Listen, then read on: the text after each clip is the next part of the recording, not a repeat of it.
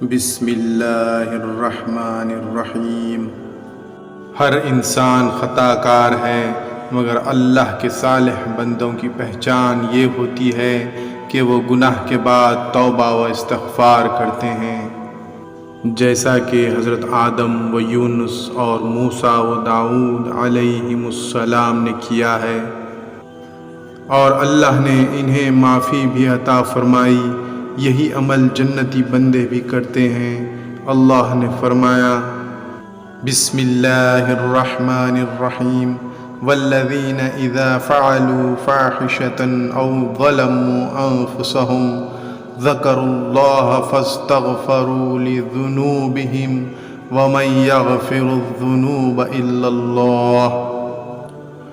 اور وہ لوگ کہ جب کوئی بے حیائی کرتے ہیں یا اپنی جانوں پر ظلم کرتے ہیں تو اللہ کو یاد کرتے ہیں، پس اپنے گناہوں کی بخشش مانگتے ہیں، اور اللہ کے سوا اور کون گناہ بخشتا ہے۔ خود رسول اللہ صلی اللہ علیہ وسلم استغفار کا خوب اہتمام کرتے تھے، ایک ایک دن میں 100 بار استغفار کرتے تھے، ایک ایک دن میں 100 بار استغفار کیا کرتے تھے، اور صحابہ اکرام کو بھی کثرت سے استغفار کی تلقین فرماتے تھے، کیونکہ توبہ و استغفار کے فوائد بے شمار ہیں۔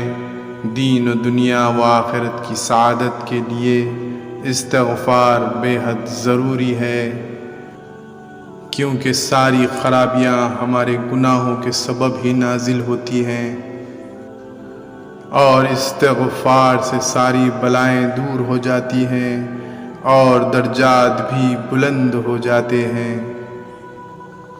بلکہ جنت کے حصول اور جہنم سے نجات کو قرآن فلاح کا نام دیتا ہے۔ اللہ نے تمام اہل ایمان کو توبہ کرنے کا حکم دیا ہے اور پھر کامیابی کا وعدہ فرمایا ہے۔ اسی لیے پیارے رسول صلی اللہ علیہ وسلم نے استغفار کی ایک بڑی ہی اعلیٰ دعا سکھائی ہے، جسے سید الاستغفار کا مبارک اور عظیم نام عطا فرمایا ہے۔ یہ دعا استغفار کے تمام دعاؤں سے افضل و مقبول ترین دعا ہے، جو انتہائی جامع و دل نشین اسلوب میں وارد ہوئی ہے۔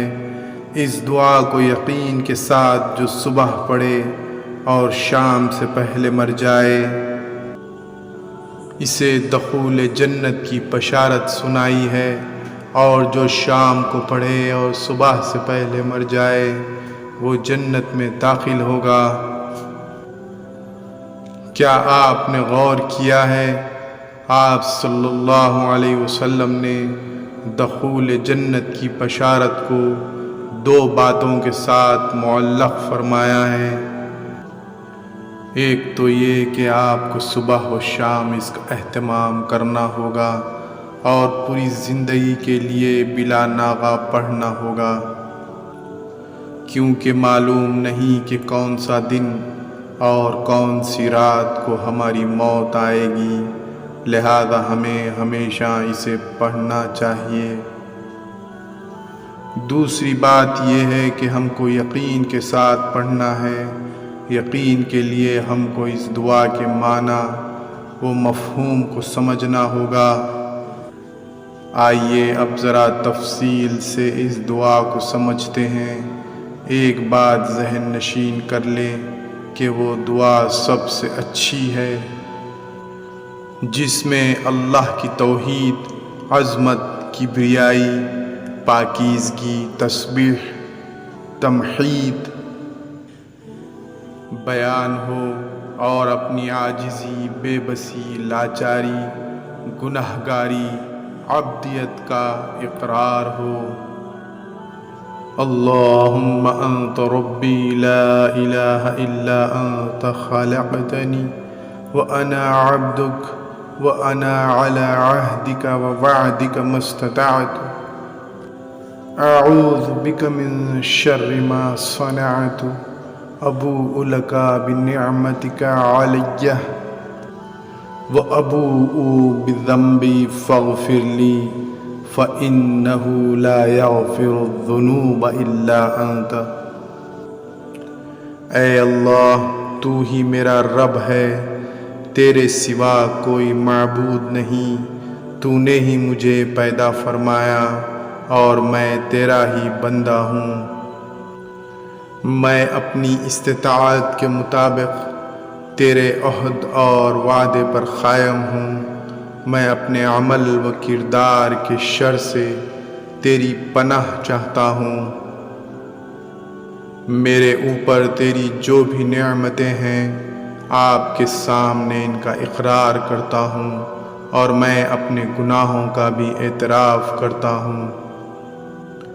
پس تو مجھے معاف کر دے، تیرے سوا گناہوں کو معاف کرنے والا اور کوئی نہیں ہے۔ صحیح بخاری۔ اسی طرح کی مزید معلوماتی ویڈیوز دیکھنے کے لیے میرے چینل راہ اسلام کو سبسکرائب کریں اور ویڈیوز کو آگے شیئر کریں۔ اللہ حافظ۔